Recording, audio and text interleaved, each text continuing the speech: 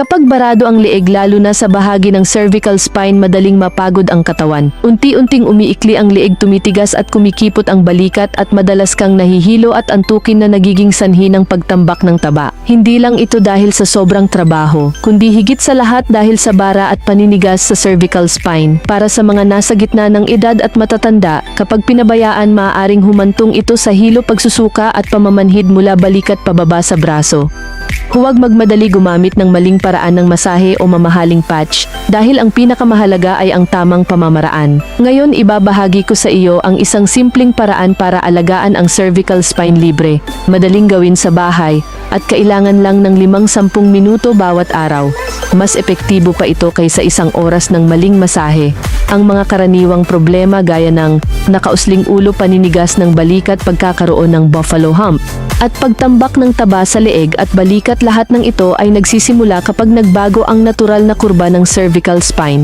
Kapag hindi na itama, naiipit ang mga ugat na nerbiyos na nagdudulot ng hilo, paglabo ng paningin, at hirap sa paghinga. Kaya napakahalaga na ibalik ang tamang kurba ng leeg. Ang solusyon ay ang neck massage clip. Madali mong makukuha ang gamit na ito sa murang halaga. Ilagay lang ito ng mahigpit sa magkabilang gilid ng leeg. Saka pisilin gamit ang kamay ng banayad sa loob ng 5-10 minuto bawat araw.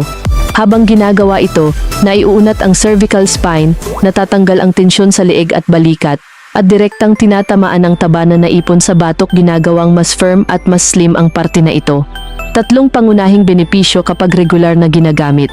Nakababawas ng paninigas ng leeg at balikat, nagpapabuti ng sirkulasyon ng dugo kaya mas gising at malinaw ang isip, at tumutulong magsunog ng taba para unti-unting mawala ang bukol ng taba sa batok.